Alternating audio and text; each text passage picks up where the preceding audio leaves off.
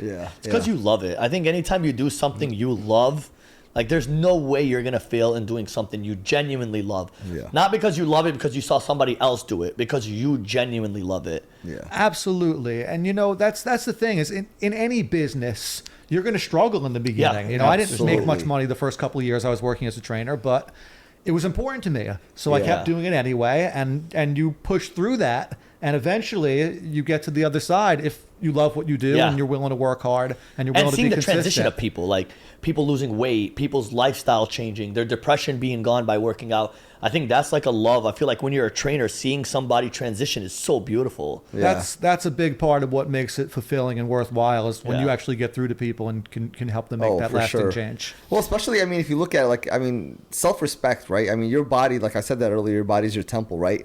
And this type of job is probably the best job to have because kidding if me? you're successful, you're successful. It's great, right? But if you're not successful financially, you're still healthy. You still take care of yourself. You know what I'm saying? So I think it's a win-win situation for you. And you got some books that are out here. I was actually looking at them here. Yeah, so that one right there, Zen Mind, Strong Body. These are from a few years ago, both of these books. Nice. So that one you're holding is Raising the Bar. So that was the first book I published with Dragon Door Publications. I did a bunch of books with them.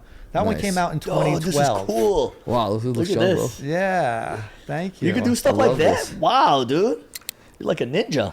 I have Oh, I- photographic evidence that I could do stuff like that. That's crazy. That's amazing. Raising the bar. One of the Thanks. things I also wanted to talk to you about today is like gym culture. I think this is a big topic. People love to talk about it. Where do you think we are like regarding the gym culture nowadays? We were talking about like people recording everything, like you're always in the picture, like also like the way like women put their stands and get upset if men are looking at them in the gym. Like I feel like the culture's changed so much. Is that one of the reasons why you really mainly work out at home? Like My transition from working out at the gym to doing the calisthenics thing was a gradual one. I worked at a gym, like I mentioned, before I started getting into social media in the early 2000s. And right, people would sometimes be filming themselves at the gym, but it was nothing like what I imagined it is today. Yeah. But I, little by little, as I got more into calisthenics, I felt like I needed the gym less Yeah. because most of what I was doing was just a pull-up bar and the floor and a wall. And it's like, wait, what do I need to have Go to this the whole gym for? space that Yeah. I'm giving money to when I don't really use much of this equipment? So I kind of got out of the gym scene before it became everything that you're describing. But I did have a little hiatus where I went back to working at a gym in New York. It was actually right before COVID hit, right after I bought my house in New York. Nice. I took a job managing a gym because I was like, man, I got this mortgage now. I really need to make a little bit more money Yeah. and just make sure that it's definitely coming in every month. Yeah. And then, of course, COVID changed all Oh, of changed that. everything. But nobody can go to the gym, and that's your probably time to teach people like, yo, you don't need to go to the gym. Yeah. when I was working at that gym, that was in like the end of 2019 into 2020, there was definitely a lot of what you talked about.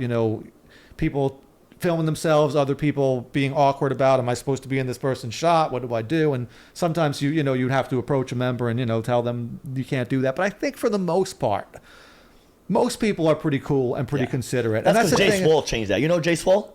Yeah. On TikTok? I've I think seen he some of his changed a stuff. lot of Well, that, man.